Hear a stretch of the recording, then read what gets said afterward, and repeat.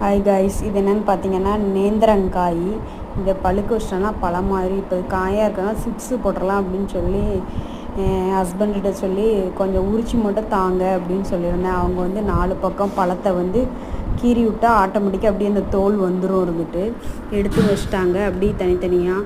இதில் வந்து மஞ்சப்பொடி உப்பும் கலந்து வச்சுருக்கேன், கொஞ்சமாக தண்ணி ஊற்றி விரவி. இது பஜ்ஜி கட்டையில் இந்த பழத்தை வந்து இந்த வாழைக்காய் வந்து நல்லா ரவுண்டாக சீவி வச்சிட்டேன்னா இப்போ எண்ணெயும் காய வச்சிட்டேன் அடுப்பில் இருந்துட்டு இதை அப்படியே போட்டு பொரித்து எடுத்துடலாம். வந்துட்டு பிள்ளைங்களுக்கு ஸ்நாக்ஸ் ஆகி கொடு. இப்போ வீட்டில் வேறு இருக்காங்களா ஸ்கூல் லீவில், அதனால் நம்மளால் முடிஞ்சது எதாவது செஞ்சு கொடுக்குமே அப்படின்னு சொல்லிட்டு இப்போ பாதி வேக்காடு வந்துட்டு சிப்ஸு அதில் இந்த மஞ்சப்பொடி உப்பு போட்டு விரைய வச்சுருக்க ஊற்றினா தான் அப்போ தான் உப்பு நல்லா பிடிச்சி வரும். வந்துட்டு இந்த சிப்ஸுமே பொரிச்சு எடுக்கும்போது இந்த பாருங்க மஞ்சள் கலரில் இருக்கும். வந்துட்டு கடைகள்லையுமே இப்படி தான் பண்ணுறாங்க இருந்துட்டு நல்லா இருந்துச்சு. எனக்குமே ரொம்ப பிடிக்கும் இந்த சிப்ஸு.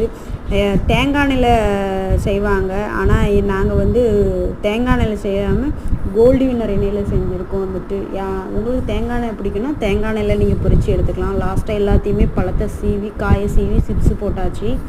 லாஸ்ட்டாக ஃபைனலாக மிளகு பொடி போட்டு குலுக்கி வச்சிடணும். அப்போ தான் சூப்பராக இருக்கும் சாப்பிட்றதுக்கு. அப்பப்போ எடுத்து இருந்துட்டு பிடிச்சிக்கா லைக் பண்ணுங்கள், கமெண்ட் பண்ணுங்கள்.